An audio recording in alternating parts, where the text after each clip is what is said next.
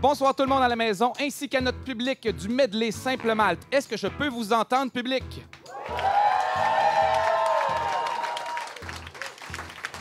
2017, on est rendu tellement informés, l'information nous arrive de partout, que ce soit nos téléphones, nos tablettes, à la télévision, à la radio ou dans les journaux. On n'a jamais été aussi informés et pourtant, souvent, j'ai l'impression de ne rien comprendre. Tu m'annonces que le numéro 2 de l'UPAC démissionne et mon premier réflexe, c'est de me dire « Je sais pas c'est qui le numéro 1 ». Puis on te dira pas c'est qui, parce que souvent, on nous parle comme si on était déjà au courant de tout. Si tu as manqué ne serait-ce qu'une journée dans le cycle des nouvelles, tu te sens complètement laissé pour compte. Souvent, j'ai l'impression d'arriver dans l'actualité, comme lorsqu'on commence à écouter une nouvelle série en ayant manqué les 3 premiers épisodes. Je regarde tout le monde en me disant « Mais c'est qui ça? C'est qui elle? C'est qui les bons? C'est qui les méchants? » Prenons l'exemple du député Guy Ouellet, dont on apprenait l'arrestation il y a quelques semaines. Ça avait l'air qu'il fallait capoter. Personne pour nous expliquer pourquoi. En plus de l'actualité qui est de plus en plus compliquée, j'ai de moins en moins de temps. Je suis rendu avec un enfant de 2 ans, moi. Mes seuls moments de pause dans la vie, c'est aux toilettes avec ma tablette. Fait que si ta nouvelle prend plus que 5 minutes à comprendre, j'assume de passer le reste de mes jours sans avoir compris ce qui s'était passé. Ajoutez à ça que j'ai un solide déficit de sommeil depuis 2 ans. J'ai plus aucune mémoire. Un autre exemple. Je crois que ça fait 6 fois que je vais relire la page Wikipédia sur la Deuxième Guerre mondiale et chaque fois, je me dis « Ah, c'est comme ça que ça a commencé. » Mon rapport à l'actualité est l'équivalent du film Les pages de notre amour. Chaque matin, je me lève et je me souviens plus ce qui s'est passé la veille. D'ailleurs, message aux experts et aux intervenants dans les médias. Quand vous commencez votre phrase par « Comme on sait, en 1967, Israël avait gagné la guerre. » Non, je ne savais pas, OK? Prends jamais pour acquis que je sais quelque chose. Quand tu me parles de nouvelles, recommence au début. Il y avait Adam et il y avait Ève. Qu'est-ce qui s'est passé après? C'est pour ça qu'aujourd'hui, ce qu'on va faire, c'est retourner à la base. On va se demander qu'est-ce qui s'est passé. Mon nom est Louis T. Bienvenue à Si j'ai bien compris.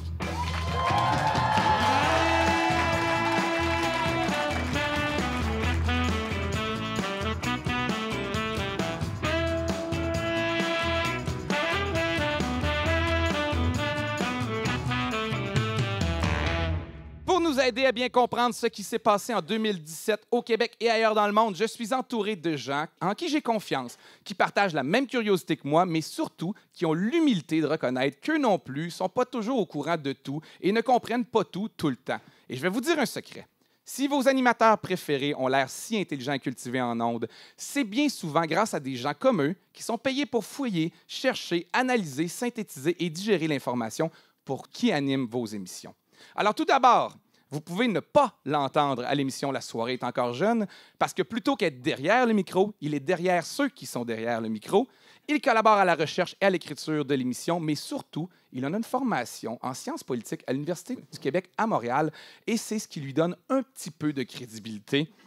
Monsieur Charles-Alexandre Théoret. Allô, allô. Allô, Louis.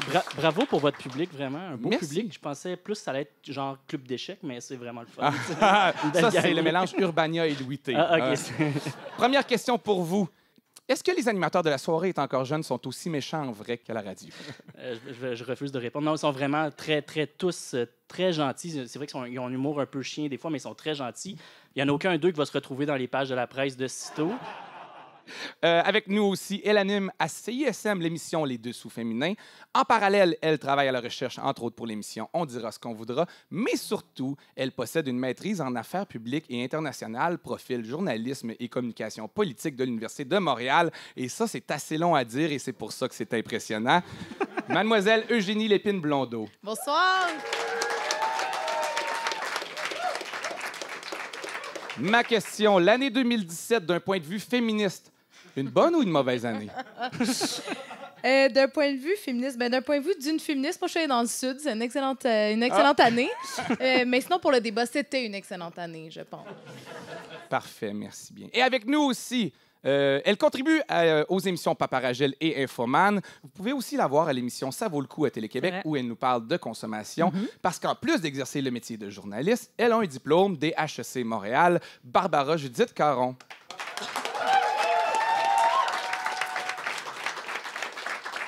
Question consommation, le cadeau que vous ne recommandez pas cette année. J'ai hésité, en fait, je me disais un spiraliseur, tu sais, qu'on fait des nouilles de courgettes. Non, il faut jamais prendre pour acquis que je sais de quoi on parle. Mais en fait, sinon, non, j'ai porté mon choix sur autre chose. J'ai choisi le certificat cadeau pour une épilation à la cire. Oh. Et je trouve que c'est pas festif comme cadeau. Et c'est C'est ce insultant que je un peu c'est aussi. ce que je n'offrirai pas. Ah, bon, ben, on est très content de ne pas recevoir ça, Noël. Alors, on commence l'émission avec un premier sujet. On y va immédiatement. J'étais dans un souper entre amis, chez moi, sur la terrasse en arrière de la maison. Il y a quelqu'un qui avait un joint, il l'a allumé, on l'a passé.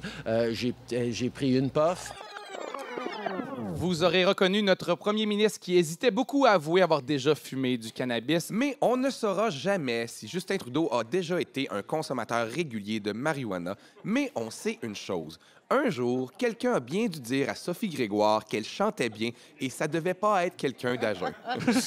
Comme je disais en début d'émission, on a le plaisir de s'exécuter devant un public en délire et tant qu'à l'avoir avec nous, on va l'exploiter un peu. Pour chacune des nouvelles sur lesquelles on va revenir tout au long de l'émission, je vais aller sonder l'âme d'un membre de ce public pour voir ce qu'il a retenu et compris de cette histoire. Alors, À qui je parle dans le public? Émilie Rochon-Gruzel. Émilie, ça aurait été suffisant. Alors, bonjour, Émilie. Première question, est-ce que tu as du pot sur toi? Non. Non. Est-ce que tu as déjà fumé du pot? Oui. Souvent? Oui. On aime ça. Alors, tu vas être bonne pour répondre à ma question. Alors, plus sérieusement, à partir de juillet 2018, où pourra-t-on acheter du pot au Québec? Et Berry-UQAM n'est pas la bonne réponse. Est-ce que tu sais où ça va se passer? Je pense que je sais. En fait, ça n'a pas été défini à 100 encore, mais on sait que ça va être contrôlé par le gouvernement. Donc, sûrement dans la SAQ ou un autre point de vente. Donc, ce ne sera pas ouvert au commerce privé. Donc, pas dans les dépanneurs, etc. Non, OK, parfait. malheureusement. On va aller vérifier ça. Je te remercie. Charles-Alexandre, petit historique peut-être avant de commencer? Oui, bien, commençons par le début. Donc, ça n'a pas été une surprise, la légalisation de la marijuana, pour personne. Pas pour Émilie, en tout cas. Oui, non, Émilie, visiblement, était à jour là-dessus. Elle attendait ça impatiemment, probablement. Donc, c'était une des promesses électorales du Parti libéral de Justin Trudeau en 2015. On proposait la légalisation, surtout pour atteindre 3 objectifs. Donc, restreindre l'accès aux mineurs, lutter contre le commerce illégal, qui profite évidemment au crime organisé, et puis soulager l'appareil judiciaire contre des infractions criminelles mineures. Donc, la loi du cannabis a été adaptée le 27 novembre dernier par le Parlement et doit maintenant... Vos sources, c'est quelqu'un qui fume du pot régulièrement, Comment? comme le disait Émilie. Oui, c'est ça. Oui, c'est ça. Vous êtes devenu une source pour l'émission, ça donne une idée. Hein? Mais c'est parce que mes notes sont écrites sur du papier zigzag, c'est dur, c'est dur à suivre. C'est un peu, voilà. Donc, voilà, on attend donc que la loi soit validée par le Sénat. C'est la prochaine étape en vue d'une légalisation en juillet prochain. Et puis ça, Louis, ça va nous réjouir parce que ça va être juste à temps pour le prochain Noël du campeur. Excellente nouvelle. Où pourra-t-on en acheter? Bien, où on va pouvoir en acheter, vous l'avez dit, ça ne sera pas à Émilie Gamelin. Émilie l'a dit, ça va être contrôlé par le gouvernement, un peu comme la vente de l'alcool. Le gouvernement du Québec a déposé son projet de loi le 16 novembre dernier. Puis ce qu'on sait maintenant, c'est que ça va être justement légal seulement pour les citoyens qui ont plus de 18 ans. L'achat va être possible en ligne et dans les succursales de la future Société québécoise du cannabis qui va ouvrir sa première succursale en juillet prochain. Donc, ce ne sera pas dans les SAQ. Non, ça ne sera pas dans les SAQ, mais ça va être contrôlé par les SAQ. Ça va être des entités différentes. Les filiales vont ouvrir en juillet. On va en ouvrir 15 dans un premier temps. On compte en ouvrir 300 au total d'ici 3 ans. Donc, à propos des futures succursales, la ministre de la Santé publique, Lucie Charlebois, a déclaré, ça c'est assez drôle, elle a dit « C'est sûr que ce ne sera pas quelque chose qui va être super attrayant, mais ce ne sera pas non plus quelque chose qui va être hyper désagréable. » Moi, j'entends ça, puis je me dis « Oh my God, c'est ma prochaine bio Tinder, c'est sûr, c'est vraiment bon, tu sais. » Fait que c'est pas super attrayant, mais pas hyper désagréable. On peut pas perdre, tu sais. On retourne vraiment à quelque chose qui va ressembler un peu à la société des liqueurs de nos grands-parents. Je sais pas si vous vous rappelez qu'on nous raconte que l'alcool était caché derrière des portes, puis qu'on les commis allaient les chercher. Donc, ça va être un peu ça. Sur les lieux, il n'y aura pas de dégustation, aucune publicité, aucune promotion. Il n'y a pas donc de carte Inspire. J'ai volé cette joke-là la semaine prochaine. Il n'y a pas d'accord. S'il vous plaît, on arrête de voler les blagues la semaine prochaine. C'est un emprunt, c'est un hommage. Donc, il n'y aura pas d'accord ganja, passion flaky. C'est vraiment autre chose. Là, ensuite, bon, les conseillers qui vont être là, donc, comme je le disais, ils ne feront pas de dégustation, mais ils vont être formés pour répondre aux inquiétudes que pourraient avoir les clients quant à la consommation de cannabis. Donc, à répondre à des questions liées à des problèmes de santé ou de dépendance. Donc, ils seront plus formés que les gens à la SAQ. Parce qu'aller aujourd'hui à la SAQ et demander des conseils de santé... C'est pas des spécialistes de la cirrhose du foie. Non, hein? Quoique oui, mais Oui. pas pour d'autres raisons. Donc, voilà. Donc, ce qu'on sait aussi, c'est que le prix du gramme va être entre 7 et 10 $ et puis qu'on pourra se promener avec 30 grammes d'herbe sur soi et en garder 150 à la maison. Est-ce qu'on pourra, on s'en parlait un peu tantôt, est-ce qu'on pourra le faire pousser à la maison? Ça, c'est une question que beaucoup de gens se demandent, dont Émilie, bien entendu, qui probablement a déjà réglé cette question-là depuis Elle a longtemps. déjà son kit hydroponique, ça fait longtemps. là. Fait que, c'est ça. Donc, est-ce qu'on pourra faire pousser du cannabis à la maison? Ça, c'est une question un peu compliquée parce que pour l'instant, la loi québécoise interdit la culture du cannabis à des fins personnelles, mais le cadre légal du gouvernement fédéral, lui, le permet. Il permet d'avoir jusqu'à 4 plants de marijuana à domicile. Est-ce qu'une province peut contrecarrer une intention fédérale? Une majorité de spécialistes en droit affirment que non. Donc, est-ce que je peux faire du cannabis à la maison? La réponse, c'est non, mais oui. Mais je vous vois venir, là, Louis, parce que j'ai dit tantôt qu'on aurait le droit de faire pousser 4 plants dans sa résidence principale. Est-ce que ça veut dire qu'on aurait le droit d'avoir un chalet où on ferait pousser 4 plants aussi? Non, les politiciens... sont aussi malins que vous. Ils ont vu venir. Ils ont dit, malheureusement, c'est 4 plants seulement dans la résidence principale. Donc, pas besoin de vous acheter plein de chalets là, pour vous lancer un gros cartel de la Marie-Jeanne. Oubliez ça. C'est la valeur d'un plan, hein, s'acheter un chalet pour 4 Ouais, plans. pour 4 c'est pas où ton chalet, moi, je connais mais- pas ça. Là. Je suis pas Émilie. là. Je viens d'une bonne famille. Pauvre Émilie, elle doit regretter d'avoir donné son nom de famille. On va le couper au montage. On va faire un bip. Alors, en terminant, ce que les parents se demandent en ce moment, en nous écoutant, c'est est-ce que c'est dangereux? Est-ce qu'il y a des études là-dessus? Parce que, bon, mes amis vont dire qu'il n'y a jamais personne qui est mort de fumer de la marijuana, mais est-ce que c'est quand même dangereux? C'est vraiment la question qui préoccupe les gens, surtout ceux qui s'opposent à ça. Commençons par la bonne nouvelle, Louis. Il est pratiquement impossible de mourir d'une surdose de cannabis. Le spécialiste en biologie clinique et en pharmacologie, Mohamed Ben Ammar de l'Université de Montréal, a expliqué en entrevue au Journal de Montréal qu'une personne devrait consommer l'équivalent de 1500 livres de pot en 15 minutes pour atteindre une dose mortelle. 1500 livres, donc c'est vous, Louis, à vue d'œil, je disais que vous pesez 150 livres, donc c'est comme si je vous fumais 10 fois. C'est pas rien, tu sais. Je me suis imaginé enroulé d'un papier zigzag. Là. Et après ça, bon, l'autre question qu'on se pose souvent, est-ce qu'il y a une dépendance? Est-ce que la marijuana crée une accoutumance? Selon une étude de l'Académie nationale des sciences aux États-Unis, publiée en 1999, la dépendance au cannabis est vraiment inférieure à la dépendance à l'alcool et à la cigarette. Seulement 9 % des consommateurs développent une dépendance, comparativement à 32 % pour le tabac, 15 % pour les buveurs d'alcool. Donc, c'est un genre de bonne nouvelle. Alors, si j'ai bien compris, là, si Émilie fume régulièrement, c'est parce qu'elle aime ça et c'est tout. Voilà. Et voilà. Merci, Charles. Merci de nous avoir éclairés sur le sujet. Merci. Il faut lutter contre le racisme, certes, mais je suis pas d'accord avec cette consultation qui, elle, voudra nous faire lutter et employer le terme de systémique. Et il faut souligner qu'il y a un lobby important qui veut nous faire adhérer à cette définition et nous ne croyons pas qu'il y ait du racisme systémique au Québec. C'était Nathalie Roy de la CAQ qui nous expliquait que faut lutter contre le racisme, certes, et le nouveau « je suis pas raciste, mais ». OK, c'était trop brillant, celle-là. Plus sérieusement, selon les sondages, les Québécois ne sont ni plus ni moins racistes que les autres peuples de la Terre, ce qui ne veut pas dire qu'on ne doit pas continuer à faire des efforts. Parce que prétendre que tout est correct, parce qu'on n'est pas les plus racistes au monde, c'est comme si quelqu'un vous disait que vous avez un problème d'alcool et que vous répondiez « pas plus qu'Éric Lapointe ». Avec qui je parle? Avec Jean-François. Jean-François. Alors, Jean-François, est-ce que tu es en mesure de m'expliquer c'est quoi le racisme systémique? Je vais essayer. En gros, c'est... Tout le monde est raciste, personne ne le dit, personne s'en parle, puis tout le monde le fait.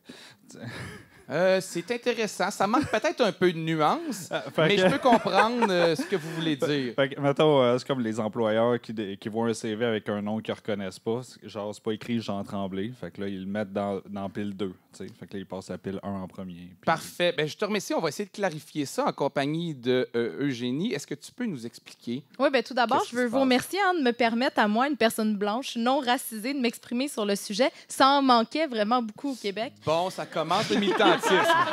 Alors, la fameuse question qui tue, est-ce que les Québécois sont racistes? Malheureusement, c'est pas tout à fait de ça dont il est question. Alors, pour savoir si vous êtes raciste ou pas, c'est vraiment entre vous et votre conscience.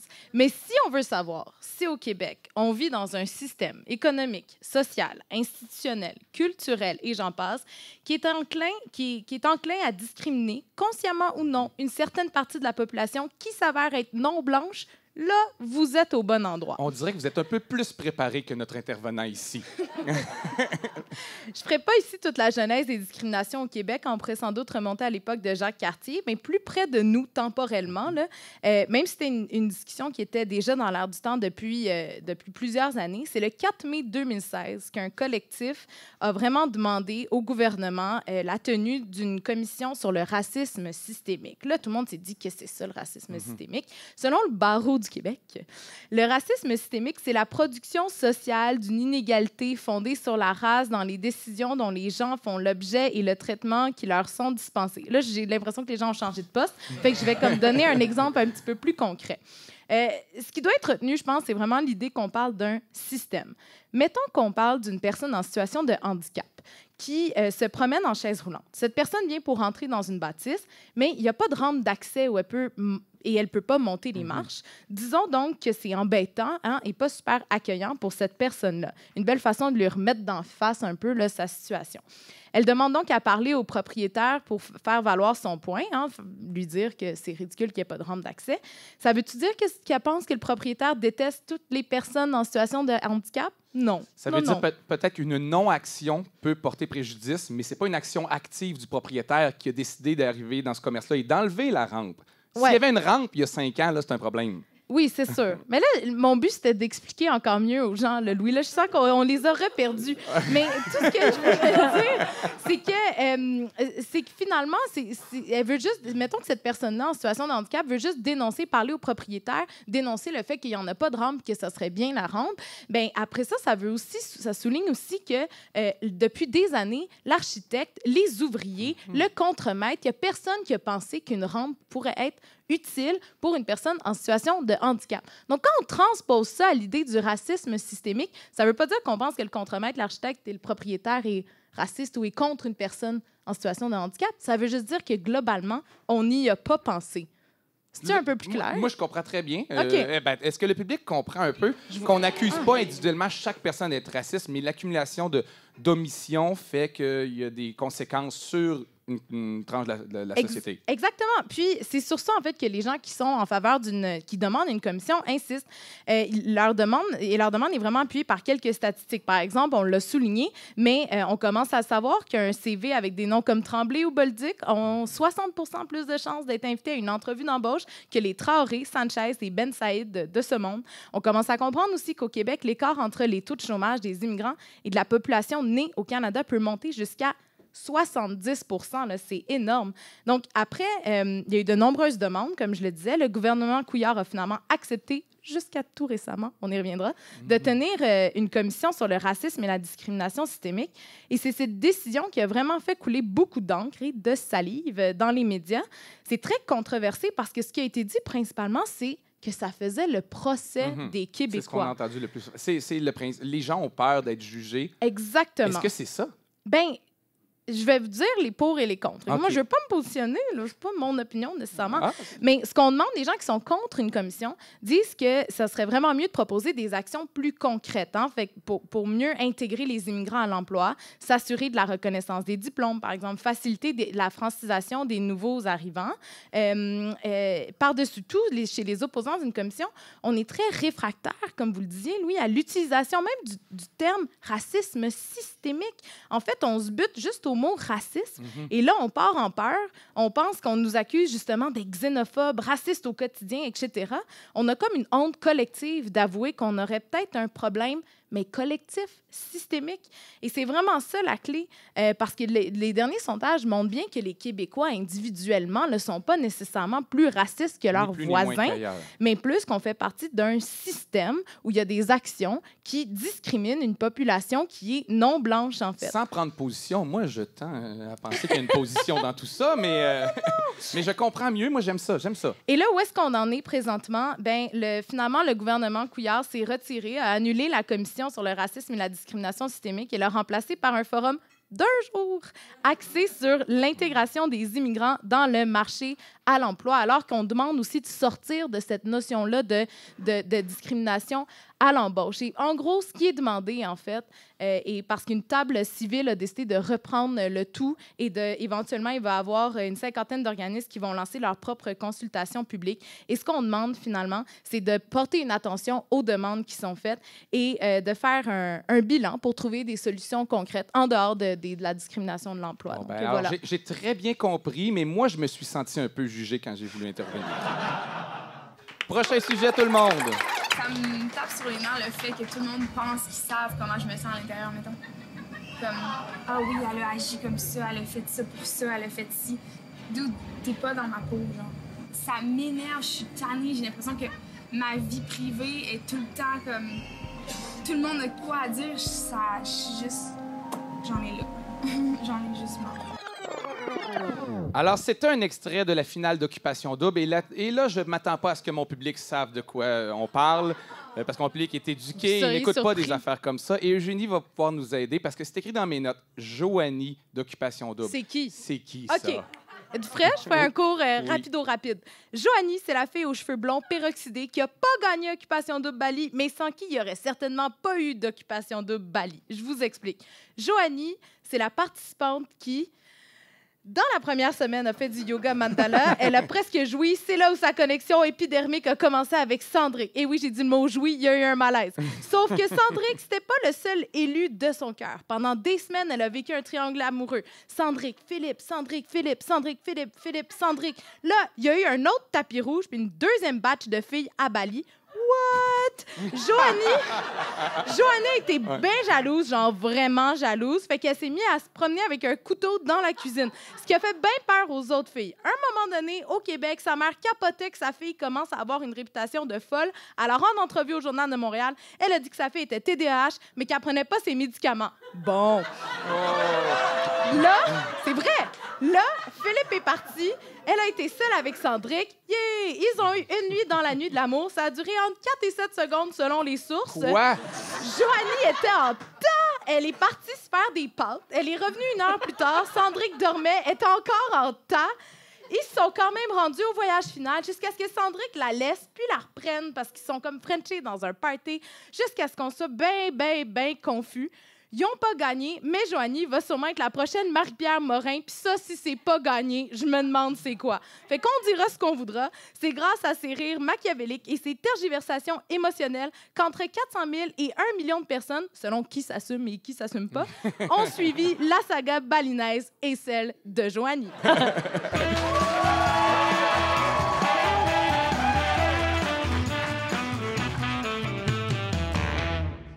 S'il y a une chose que j'aurais retenue de 2017, c'est que si tu veux attirer l'attention des gens sur un phénomène et créer un sentiment d'urgence à la population, appelle ça une crise. Exemple, la crise des réfugiés haïtiens, dont la couverture médiatique était tellement sensationnaliste qu'elle pouvait facilement faire croire qu'on était littéralement en train de se faire envahir et que bientôt, les commerces du centre-ville de Montréal ne nous accueilleront plus en anglais, mais en créole. Allons dans le public pour voir si vous avez bien compris ce qui s'est passé. Alors, à qui je parle présentement? À Vincent. Bonjour Vincent. On va parler de la crise des réfugiés qui est arrivée cet été. Est-ce que tu peux m'expliquer pourquoi autant d'Haïtiens ont voulu quitter les États-Unis cette année ou la vraie question, pourquoi les autres Américains n'ont pas essayé de le faire? Bon, écoutez, c'était une dérogation qu'avait faite Obama concernant justement après le désastre qu'il y avait eu en Haïti. Et puis, finalement, la dérogation venait à échéance et puis Trump n'a pas voulu la renouveler, effectivement. Donc, ces gens-là sont allés vers la terre d'accueil qu'ils connaissaient, qui était accueillante et tout ça, c'est-à-dire le Québec et Montréal. Écoutez, les gens à la maison vont penser que tout ça est arrangé. Ça n'a aucun bon sens que j'ai des fans aussi éduqués et renseignés, à la limite plus que moi. Merci à toi. Barbara va quand même donner quelques détails de plus Oui, sur bien, la situation. ton nom, c'est déjà? Vincent, mon Dieu, j'allais dire Maxime, mais Vincent, ça fait le travail. Mais il y a une face de Maxime, vrai qu'il y a une honnêtement. face de Maxime. Alors, Vincent a effectivement raison. Hein. Les gens qu'on a vus aux nouvelles traverser la frontière là, en roulant leurs valises à la frontière, c'était en grande majorité des Haïtiens qui étaient installés aux États-Unis depuis des années, mais qui fuient aujourd'hui les politiques anti-immigration de Donald Trump. Alors, pourquoi ils se sont retrouvés aux États-Unis? Effectivement, là, je reformule, là, mais c'était essentiellement ça. Oui, parce qu'elle est payée pour ça. Vincent, Maxime avait là, la bonne réponse. Alors, ces Haïtiens-là ont trouvé refuge aux États-Unis à la suite du séisme qui a dévasté le pays en 2010. À ce moment-là, c'était le président Obama qui était en poste et qui leur avait accordé ce qu'on appelle un statut de protection temporaire ou un Temporary Protected Status, la TPS. Et non, je n'ai pas de joke de taxe à faire. J'ai vraiment cherché. Si vous en avez à la maison, écrivez-moi sur Facebook, ça va me faire plaisir. Alors, donc, ce statut-là leur permettait de travailler et de vivre légalement aux États-Unis. Et c'était un statut qui était reconduit régulièrement par les autorités américaines. Mais là, arrive Donald Trump avec ses positions anti-immigration et très rapidement, il menace de mettre fin à ce statut-là, ce qui a semé la panique. Donc, on parle de... Les chiffres là sont pas toujours évidents là, à suivre, mais si on dit que ça touchait 50 000 Haïtiens, là, on ne peut pas vraiment se tromper. Et c'est des gens qui... On ne peut pas leur en vouloir d'avoir cru que ça allait durer longtemps parce qu'on l'a renouvelé Exactement. régulièrement, ce statut-là. Même s'ils savaient que ça pouvait être temporaire, ils y croyaient un peu. Oui, c'est ça. Et là, Donald Trump a menacé de mettre fin à ce renouvellement-là. Et finalement, tout récemment, là, la menace là, s'est concrétisée. Le statut va être renouvelé une dernière fois et à partir de juillet 2018, ce sera terminé. Alors, c'est ça qui a poussé cet été des dizaines d'Haïtiens en provenance des États-Unis à traverser chaque jour sans se présenter à un poste douanier.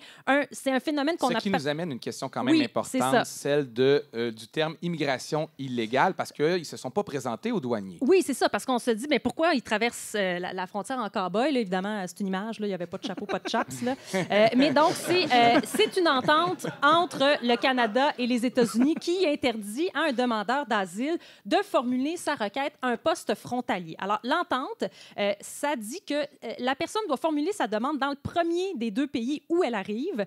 Sinon, elle est retournée d'où elle vient. Donc, les douaniers, si tu te présentes à la douane canadienne, on va refouler le demandeur en lui disant que tu dois déposer ta requête aux États-Unis, donc d'où ils arrivent à pied. Alors, il y a une exception à cette règle-là. Donc, c'est si les demandeurs se trouvent déjà en sol canadien, ils peuvent déposer leur requête de réfugié. Donc, c'est pour cette raison-là qu'on parle de passage irrégulier pour être au Canada lors de... C'est une arrestation planifiée, finalement.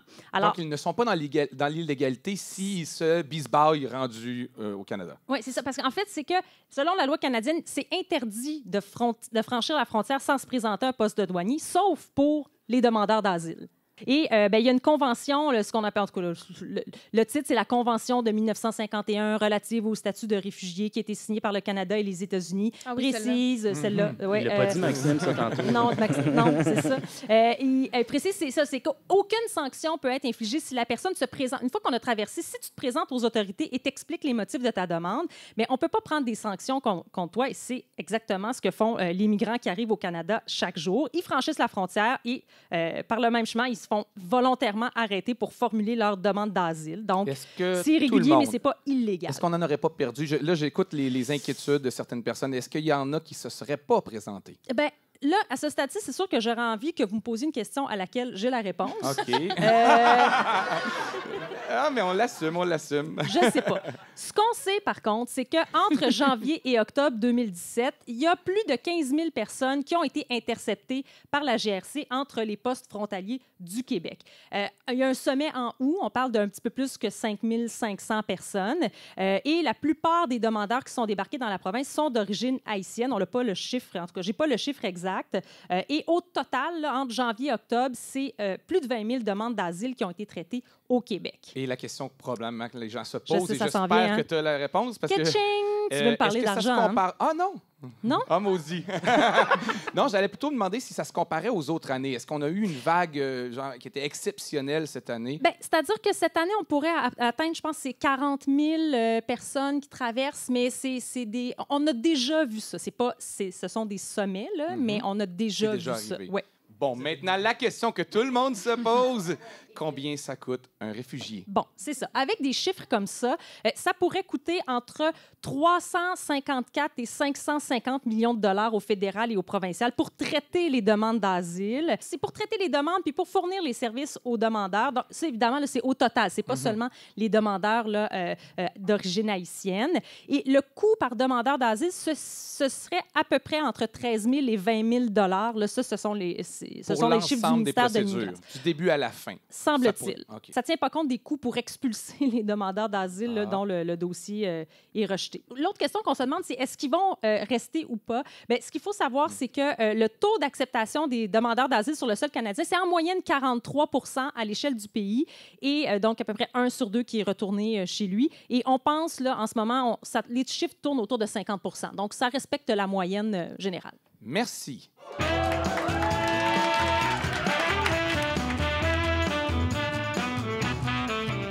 Sur le plan international, l'année 2017 a été marquée par les accusations d'ingérence russe dans l'élection présidentielle américaine. Les Russes auraient réussi à influencer le résultat de l'élection, notamment en faisant circuler des fausses nouvelles sur Facebook. Alors, si les fausses nouvelles peuvent effectivement influencer des élections, et si je me fie aux nouvelles partagées par ma mère sur Facebook, je vous annonce en primeur que le prochain gouvernement du Québec sera celui qui promet de garder Hotmail gratuit et de confirmer que Leonardo DiCaprio veut vraiment déménager à Baie-Saint-Paul. À qui je parle dans le public? Vous parlez Prénom. à Élie. Élie, oui. OK, bonsoir, Élie. Bonsoir. Alors, êtes-vous en mesure de m'expliquer comment la Russie aurait influencé l'élection américaine? Oui. Parce que la Russie a de l'argent placé partout dans le monde et les États-Unis veulent être partout dans le monde. Donc, j'imagine qu'il y a des chances que la Russie ait de l'argent là où il y a les États-Unis. Donc, Je te laisse, vas-y, mais là, vas-y. mais les États-Unis veulent avoir aussi cet argent-là. Donc, c'est tout ce que j'avais à dire. OK. Merci, Élie. Charles-Alexandre Théoret, est-ce que tu peux nous expliquer qu'est-ce qui s'est passé? Oui, qu'est-ce qu'on sait sur l'ingérence russe dans l'élection américaine et l'enquête de Robert Mueller? Donc, oubliez District 31 et surtout au débali, franchement. L'affaire la plus excitante à suivre cette année, ça a été l'enquête sur l'ingérence russe dans la campagne présidentielle de 2016. Fascinant. Il y a des rebondissements. Non, mais à chaque jour, là, c'est incroyable. À chaque minute sur Twitter, c'est capoté. Je comprends rien pareil. Là. Je suis cette émission-là, mais je ne comprends rien. Exactement. On comprend aucun des enjeux, mais c'est passionnant parce qu'on va se le dire, on veut savoir s'il y a un pipi tape. En tout cas, moi, c'est ça. Est-ce que les gens dans le public savent c'est quoi le pipi tape? Oui, mais je vais quand même le dire. On avait eu vent qu'il y aurait une vidéo de lui dans un hôtel en Russie qui était en train d'uriner sur un lit où Obama aurait déjà dormi en compagnie de prostituées. Là, c'est pas Obama qui était avec les prostituées, c'était Donald Trump. Et que la Russie le ferait peut-être chanter grâce à cette vidéo-là. Mais on n'en sait pas plus. Genre, 3 jours après, plus personne n'en parlait. J'étais le seul intéressé à parler de ça sur Twitter. Non, moi aussi, j'étais avec toi dans des forums sur le Dark Web. On était là. Donc, comme on dit, Louis T et moi, on était vraiment passionnés par ça. Par exemple, c'est dur à suivre parce qu'on est vite noyé dans une tonne d'informations, souvent contradictoires pour les gens qui n'auraient pas suivi ça ou qui auraient suivi ça de manière distraite. C'est vraiment comme si l'intrigue de House of Cards se déroulait dans l'univers de Mémoire vive. C'est compliqué comme ça. Là. Donc, voici très modestement un résumé des épisodes précédents. Donc, ce qu'on sait, c'est que depuis octobre 2016, ce qu'on sait, c'est que la Russie serait intervenue dans la dernière élection présidentielle américaine, et ce, au profit de Donald Trump. En janvier dernier 2017, donc sur la base des renseignements recueillis par le FBI, la CIA et la NSA. C'est drôle ça, parce que Donald Trump, quand il parle de ça, il dit toujours « Ah, il y a quelques 2-3 agences qui ont parlé de ça. » Excuse-moi, d'autres, c'est les 2-3 agences les plus importantes et les plus puissantes. Ils ont confirmé que le président russe, selon toutes les évidences, là, a ordonné une campagne d'influence en faveur de Trump. On accuse notamment, comment ça s'est fait, on accuse Moscou d'être à l'origine de la fuite des courriels du Parti démocrate, donc les fameux courriels d'Hillary, d'avoir utilisé des faux comptes Twitter et Facebook pour mousser la candidature de J'ai Trump. probablement jasé avec ces comptes-là souvent, moi. Moi, Je m'obstine avec des robots. Moi, j'ai envoyé de l'argent à un de ces faux comptes-là. Une longue histoire. Donc, c'est ça. Ils ont semé, dans le fond, ils ont fait un peu de propagande dans les réseaux sociaux pour diviser la société américaine pour favoriser Trump. Puis on a aussi, on les accuse d'avoir hacké des systèmes de vote électronique dans au moins 21 États aux États-Unis. Donc, Ça, c'est grave. Ben oui, on s'entend, c'est pas cool là, de la part de la Russie de faire ça. C'est pas cool. C'est ordinaire, mettons. J'aimerais là. que le FBI dise ça. C'est pas cool, honnêtement. D'autres, c'est pas cool. Mais on s'entend qui ici, aujourd'hui, au Petit Medley, peut se vanter d'avoir jamais tenté d'influencer une élection étrangère à son avantage. Je pense qu'on serait bien mal placé pour lancer la première pierre. Mais bon, disons que si c'est pas rassurant, on peut dire que ça fait quand même partie du jeu politique qui oppose les États-Unis et la Russie. La Russie a déjà été sanctionnée économiquement et diplomatiquement pour ces gestes-là. Ce qui peut être plus grave, c'est peut-être pour Donald Trump, mettons, et son équipe. Est-ce qu'il y a des chances qu'il soit destitué, qu'il ne termine pas son mandat? C'est ça qu'on se demande, parce que là, présentement, là, la vérité se trouve quelque part en tout ceci n'était qu'un regrettable malentendu entre amis. Et on en a parlé tantôt, Donald Trump est un agent russe contrôlé par Vladimir Poutine à cause d'une vidéo compromettante. C'est, disons, l'éventail là, des possibilités. Est-ce qu'il va être destitué? Bien, ça, c'est dur à dire, parce que probablement pas. Parce que si on regarde un peu l'état de la société américaine en ce moment, comment les démocrates et les républicains sont vraiment clivés, je ne sais pas si ça se dit en français, mais ils sont polarisés. Merci beaucoup. Merci, public. Maxime, Philippe. Vincent. Maxime. On l'engage pour la prochaine. Donc, polarisé, voilà. Je me permets une opinion ici. Si jamais il était destitué, il faut imaginer l'espèce de guerre civile qu'il pourrait avoir aux États-Unis. Il y a la moitié des gens qui l'aiment. C'est quand même ça. Et ces gens-là, sans faire de jeu de mots, ils sont vite sur la gâchette. Oui, c'est les plus armés, probablement. Oui, voilà. J'aimerais ça être tué la première fois de ma vie. Comme vous disiez, Louis, les partisans sont très motivés, puis ils vont être rapides à dire que c'est un coup d'État gauchiste. Donc, si je comprends bien, ce sera une émission qui va être renouvelée pour au moins 3 autres saisons. Oui, et contrairement à Unité 9, ça ne prend pas de pause pendant le temps des fêtes. Fait ça que, continue. Allez, on continue, on regarde Merci. ça. Merci, Monsieur le Président. Je m'adresse aujourd'hui à la population du Québec à titre de député et d'ex-président de la Commission des institutions. Dans une tentative d'intimidation sans précédent, j'ai été victime d'un coup monté par l'Unité permanente anticorruption. L'arrestation du député libéral Guy Ouellet par l'UPAC plus tôt cet automne, ça ressemble un peu à la formule E égale MC2. À peu près personne la comprend, mais tout le monde se dit que ça doit être important. Allons vérifier dans le public si quelqu'un est en mesure de nous l'expliquer. Et là, je parle de l'arrestation, pas de la formule. Avec qui sommes-nous présentement? Avec Cindy. Cindy, êtes-vous en mesure de m'expliquer pourquoi il a été arrêté? Qu'est-ce qui s'est passé? Pas du tout. Et ça a le mérite d'être honnête. Je sais même pas c'est qui, ce gars-là. J'espérais un jour avoir cette réponse-là. Merci, merci. Alors, c'est Eugénie qui va nous expliquer. Je vous ai posé la question il y a quelques jours, toute simple. Qui est Guy Ouellet? Louis, j'ai vraiment souffert pour vous. J'ai lu une vingtaine d'articles sur le sujet. J'ai écouté une conférence de presse de 37 minutes, du temps que je ne récupérerai jamais de ma vie. J'ai lu des discours de l'Assemblée nationale. J'espère pouvoir répondre, parce que Guy Ouellet, honnêtement, on va se le dire, ça pourrait être n'importe qui. Ça pourrait être un joueur de hockey. Je pense que c'en était un, d'ailleurs. Un nom. Ça pourrait être un ami d'enfance qu'on dit toujours tout son nom. Tu sais, Guy Ouellet, dans le temps. Oui, c'est le petit pas fin, ça, dans ta gang. Hein? Mais... Guy Ouellet est en prison. Mon Guy Ouellet est en prison Mais aussi. justement, il ne l'est pas. Mais OK, le Guy Ouellet qui nous concerne n'est pas en prison. C'est un homme de 66 ans. C'est le député de Chomédé, une gang qu'on salue, depuis 2007 pour le Parti libéral. Il n'a jamais été ministre. Avant d'être député, il a œuvré en tant que policier pour la Sûreté du Québec pendant plus de 30 ans, notamment pendant la guerre des motards. Là, je me suis enrôlée là-dedans là, en faisant mes lectures. Dans les motards ou... Dans la guerre des motards. Je ne me rappelais plus plein d'autres, mais c'est pas du tout important en ce moment là, pour ça.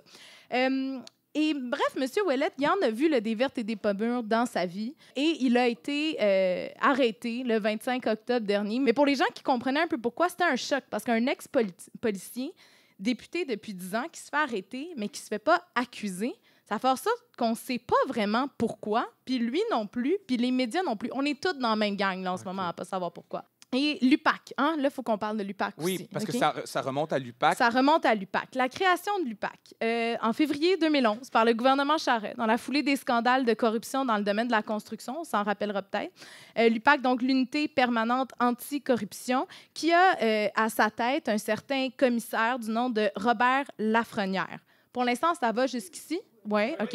Une des plus grosses enquêtes de l'UPAC jusqu'à maintenant, c'est l'enquête Machuré, qui a commencé en 2013 puis qui se penche sur le financement légal ou pas du Parti libéral du Québec sous l'ère de Jean Charest. Cette enquête criminelle concerne les allégations de trafic d'influence et cible notamment M. Charest et le grand agentier du Parti libéral, Marc Bibeau. Vous m'excuserez de lire mes notes vraiment très clairement mais je ici, sais que c'est parce que j'ai complexe. peur là, de me faire poursuivre. Arrêtez c'est ça, sans savoir exact. pourquoi.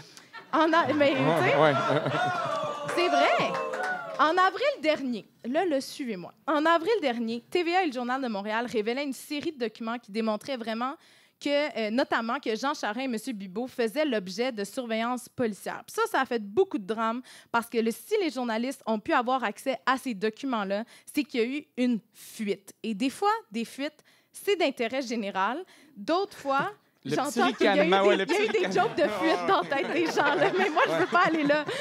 C'est pas une petite fuite quand c'est d'intérêt général, c'est ce qu'on voulait dire. Exact. Des fois, ça peut, mais des fois, ça peut être pas mal stressant. Pourquoi? Parce que quand il y a une fuite dans les journaux pour une enquête criminelle, il y a des risques d'entrave au travail des policiers. Ça peut affecter la crédibilité de l'enquête. Ça peut même faire en sorte que la preuve est inadmissible. Ça peut avertir les suspects qu'ils en sont. Donc, on comprend un peu là, que les hauts placés de l'UPAC n'étaient pas super contents. Ce qui est arrivé après ça, il y a eu le déclenchement d'une enquête interne, après la fuite, évidemment. Et étrangement, on me dit que ça coïncide avec la disparition de Nadine Legrand dans le district 31, mais bon, ça, c'est pas tout à fait réglé encore. Selon différents médias, l'enquête a fini par cibler 2 personnes, un policier de l'UPAC et un ex-policier de l'UPAC, qui était un ex-collègue de travail de Guy Ouellette à la SQ, qui ont été visés pour des perquisitions, mais aucune arrestation n'était prévue à ce moment-là, à moins de circonstances exceptionnelles. Et circonstances exceptionnelles, il y a eu. Ce qui nous ramène donc au 25 octobre où Guy Ouellette a été arrêté, mais c'est pas fini. On ne sait pas si c'est directement lié, mais c'est ça les circonstances. L'affaire, c'est que M. Ouellette ne sait pas pourquoi il a été arrêté, comme on le disait. Et comme il n'y a pas eu d'accusation, on ne le saura pas de sitôt.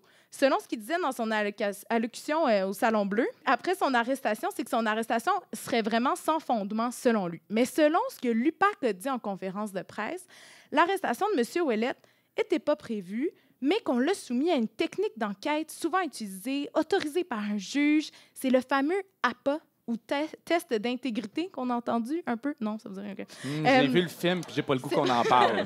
Qui Ça va porte à rester là. croire qu'il aurait échoué ce test d'intégrité-là, mais on ne sait pas plus c'est quoi le test d'intégrité, puis on ne sait pas plus si c'est ça qui est arrivé. On sait par contre... Mais ce que je comprends, là, c'est que c'est beaucoup ça qui inquiète et les médias et les politiciens. Mais oui! C'est qu'on ne sait pas. C'est qu'on ne sait pas, mais il y a aussi autre chose. C'est que les conséquences, c'est que non seulement il a été expulsé du caucus libéral, qui a été réintégré là, depuis, mais il a perdu ses responsabilités au gouvernement, dont celui de présider la commission sur les institutions. Mais la commission sur les institutions, présentement, étudie un projet de loi sur l'indépendance, qui donnerait plus d'indépendance à l'UPAC. Qui C'est fera en là sorte qu'on que ferait un c'est un corps, c'est temps. ça, pour faire en sorte que ce soit un corps policier indépendant. Donc, M. Lafrenière puis M. Ouellette, il y avait comme déjà un peu de beef. Fait que là, mais tout ça, comme je vous dis, On c'est est de comme... retour dans Occupation Double, tout le monde. Je peux jamais, je m'en suis pas remise encore. Là, la question que vous allez me poser, c'est est-ce que ça serait lui la fuite? Ben moi, je veux savoir si c'est le bon ou le méchant. Ben, je savais que vous alliez me demander ça, puis l'affaire, c'est qu'on le sait vraiment pas. Moi, ce que je sais, c'est que j'ai fini par m'attacher à Guy Ouellette à force de me demander c'est qui Guy Ouellette. Ben, c'est quelqu'un qui était très respecté. C'est quelqu'un hein. qui était énormément respecté et selon certains enquêteurs, ils ne croient pas que ça pourrait être lui vraiment la fuite. Mais on le sait pas, mais une chose, par contre, qu'il faut vraiment s'inquiéter, pourquoi c'est un peu grave, c'est qu'au-delà de cette histoire-là, qu'on sache ce qui s'est passé ou pas, il reste qu'un député a été arrêté quand même, a été extirpé de ses travaux là, au Parlement, puis qu'il faut insister sur la séparation, nous dit-on, là, sur la séparation des pouvoirs et le fait que le judiciaire et le législatif, tout ça, c'est bien mêlé, c'est pas le fun pour nous. Puis là, je sens que je vous avais peut-être éclairé, mais que finalement, pas tant que ça. J'allais vous vous dire, si j'ai bien compris, je ne demanderai plus jamais à quelqu'un qui est Guy Ouellet. Parce que c'est immensément complexe. Mais je vous remercie d'avoir quand même raconté un peu toute l'histoire autour de ça. Merci beaucoup. Ça fait plaisir.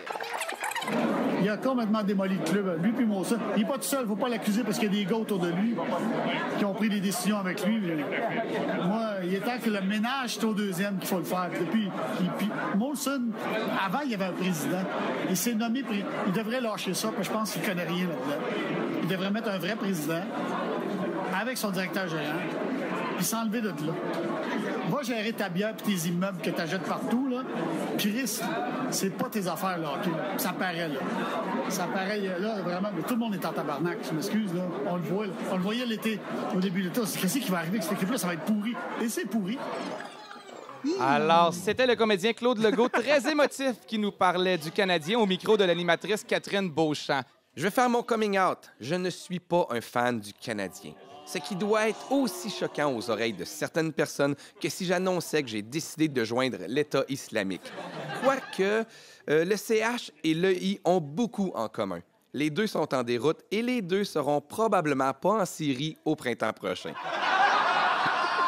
Mais ça, c'est mon opinion. Allons plutôt demander au public qu'est-ce qu'il en pense. Avec qui je suis présentement? Avec Mathieu. Mathieu, est-ce que le Canadien va faire les séries? Non. On ne souffle pas. Non, ouais, on ne souffle pas les réponses. Est-ce que tu es en mesure de m'expliquer pourquoi? Est-ce qu'il faut que je sacre dans ma réponse? Merci, ça va être tout pour toi. Alors, Barbara Judith Caron va nous expliquer est-ce que le Canadien va faire les séries? Oui, et je pensais, Louis, que ce serait difficile. Moi, dans la vie, j'aime le foot, je joue à la balle, je ne dis pas non de temps en temps à un gala de lutte, mais là, OK, pour vrai, ça m'indiffère, mais profondément. Moi, j'ai appris en travaillant sur ce dossier-là que José Théodore ne jouait plus pour Canadien.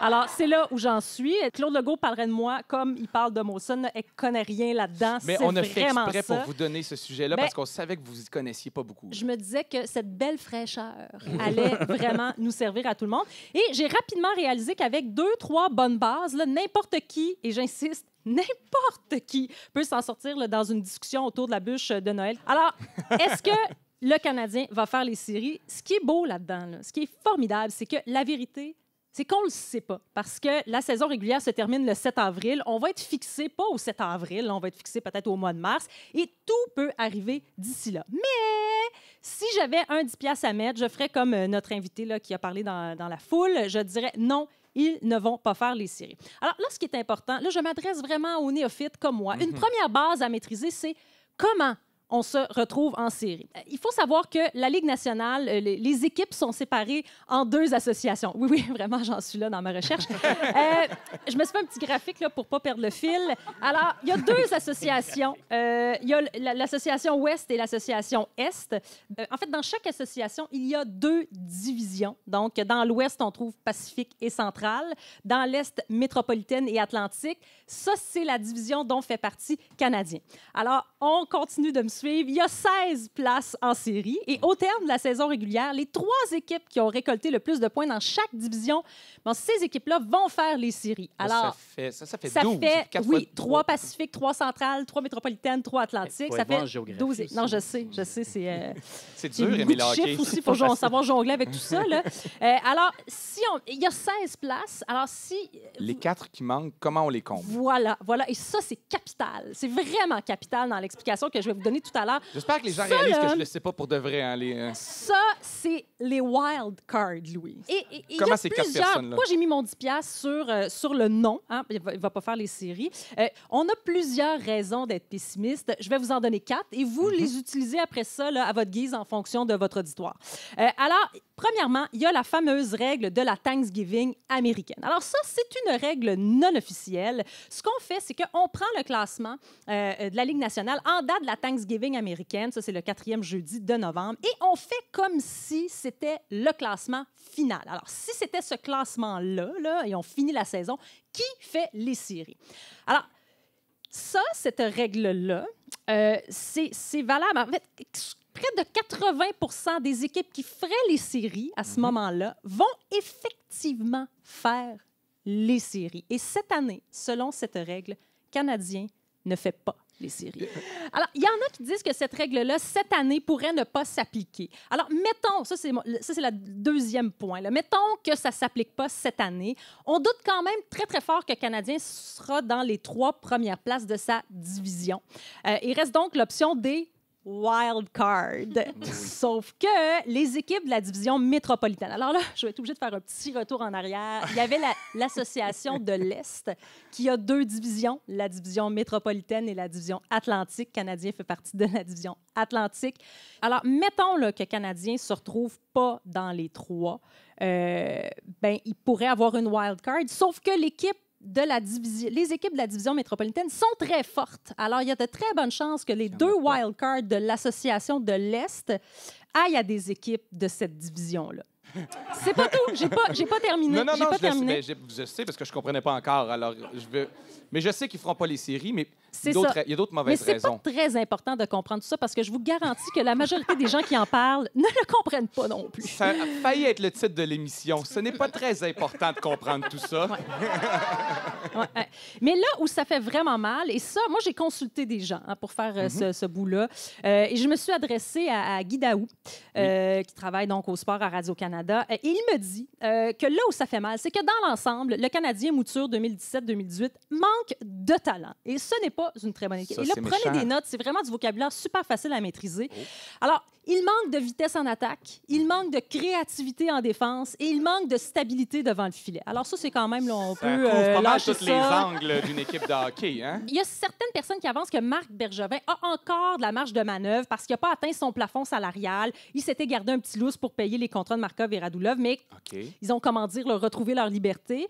Alors, il pourrait techniquement se payer un gros joueur pour dynamiser l'équipe. Le seul bémol, c'est qu'un gros joueur, on n'achète pas ça au tigre géant, Louis. Non. Il faut faire un échange avec une autre équipe. Et qui est prêt à ce stade-ci dans la saison à échanger un bon joueur? Bien, pas beaucoup d'équipes parce que tout le monde a encore espoir de faire les séries. Personne ne veut se débarrasser de ses bons joueurs. Bref, il n'y a pas beaucoup de possibilités de ce côté-là non plus. Avez-vous quelque chose de positif à dire pour les gens qui écoutent le hockey? Comment on fait pour regarder l'intérêt jusqu'à la fin? Est-ce que... Y a-t-il un plaisir à les voir finir dernier ou je sais pas? Mais ils finissent pas dernier forcément, mais ils vont juste pas faire les séries. Mais la seule chose positive que je pourrais dire, c'est pas fini tant que c'est pas fini. Bon, ben je pense que ça résume. Vous êtes rendue une experte, je crois. Mais j'ai aussi un fun fact. Oui. Ça, c'est si jamais vraiment vous êtes démunis, puis je sais pas, la conversation est en train de finir en queue de poisson, là. J'ai une statistique pas mal fun, et ça va comme ça. Alors, quel duo de frères ont le plus grand nombre de points dans l'histoire de la LNH? Et pédale. Bon, évidemment, il y a un Les smart-ass là, dans le fond de la salle qui l'a crié. Oui. C'est ça. La réponse, là, ce sont les frères Gretzky. Il y en a 2. Ben, c'est parce qu'il y avait Wayne, il y avait son frère Brent. Mais Brent, il a genre 4 points. Mais ils font ensemble quand même. Il était tellement bon, Wayne. En fait, techniquement, tout seul, Wayne Gretzky pourrait faire la job, mais le gag, c'est vraiment ce qui est le fun, c'est de savoir qu'ils sont 2. Puis que quand tu rajoutes. Je compte la ressortir, celle-là. On va la ressortir. Merci beaucoup, Barbara. Je suis pas sûr d'avoir tout compris, sinon que je m'intéresse vraiment pas au hockey. Ça, vous m'avez permis de le faire.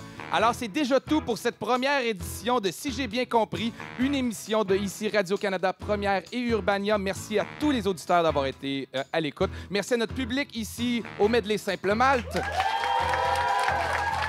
Merci à mes 3 collaborateurs qui, je l'espère, vous auront permis de mieux comprendre certaines nouvelles et surtout vous permettre d'avoir l'air moins niaiseux à votre souper. Mon nom est Louis T et je vous dis à la prochaine. Merci tout le monde.